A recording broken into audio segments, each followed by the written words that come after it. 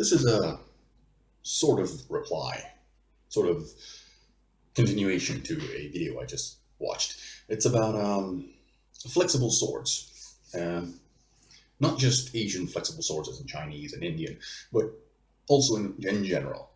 And this comes as a continuation to me watching Ramsay Dewey's video on that. He received a question about that and he answered to the best of his ability. And I had some things I figured I could comment on, and I didn't just want to make a comment. It seems like it's a little bit whatever. So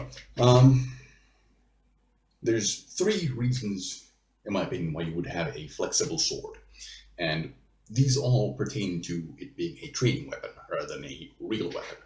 So he mentioned something like the flexibility being a result of the distal taper, so the way the weapon from the hilt narrows to that point to acquire a better balance. And I'm not so sure about that. I think that's probably not it. That's probably not it, in my opinion. Really, it is foremost about teaching the user, the person using the weapon, the training weapon, to feel how to use a weapon properly and for safety. So that's the first point I have here two Regenay Querschwert. This one's a standard as they call it, and this one's a custom. It's a little bit longer and a little bit unstiffer. What's the opposite of stiff? The antonym to stiff. More flexible. Yes, flexible. If it is about flexible swords, I have a flexible sword here. This is a type C blade, so it's quite stiff. And this is a type B, so it's quite flexible. And that means that with this thing, it's actually quite safe to thrust at someone. So that is one part of making a flexible training sword. Another is the fact that when you are training your attacks, cuts, whatever, you want to be able to tell when you're training that you're doing good stuff well. So for that, I have this, one of my first swords. It's a Chinese Dao, and it's snapped off at the hilt. So it used to be this long, but it's no longer because this is stainless steel. It's a piece of crap. But this is how I myself stumbled on this concept. So the second reason why you would want a flexible blade, such as this, is that it tells you when you are doing things well. When you're doing good cuts, you can hear that from the tachikaze, the hosaji, it's called in Japan, which is the edge alignment.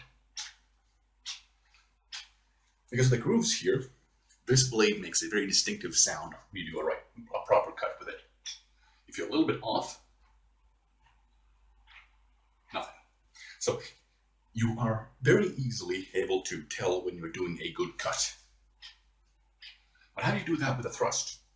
That can be quite difficult. For example, I have, let's see this. I can hear the edge alignment. That's great, but there's not really anything when I'm doing a thrust. How do I tell when I'm doing a good thrust? Well, that's one of the things I think is really important about flexible blades.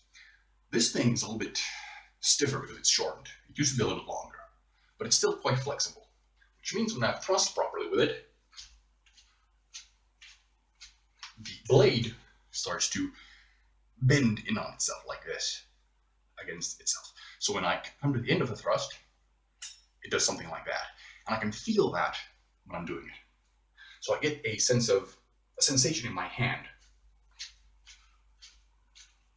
when I'm doing a good thrust. And if this was, in the regional condition, where it was Jian, when you do a good thrust, you would hear it, a sort of snap. You can hear that in the wushu exhibitions and in martial arts movies when they do that. So it teaches you how to do good thrusts, snappy thrusts, what I mean. The third reason really is that, as with the thrust, punching on itself, when you are learning how to do a certain kind of cut or attack, specifically with a heavy sword, this is a more of an Indian thing what I've experienced. You have a flexible training sword, and when you cut with it, the tip will want to roll over like that, and continue moving. So in a way, it will teach you how to continue the motion. Now, I don't have a Indian training sword, but I have practiced with something similar. So I will put a video at the end here to show what I mean there. And this is referring to the Indian gauntlet swords, the pata, where they have both flexible and stiff swords. And the flexible swords are training tools for learning how to use the stiff ones, the real ones.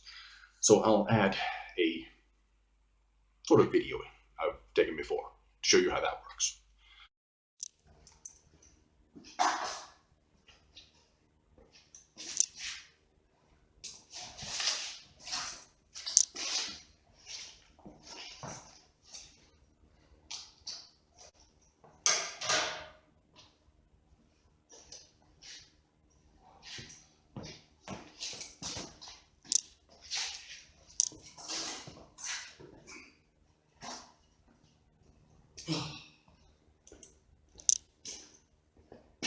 So the flexible sword there teaches you how to continue the motion in the same way that, for example, in, let's say, longsword, you would learn how to do different kind of flow drills to continue the motion.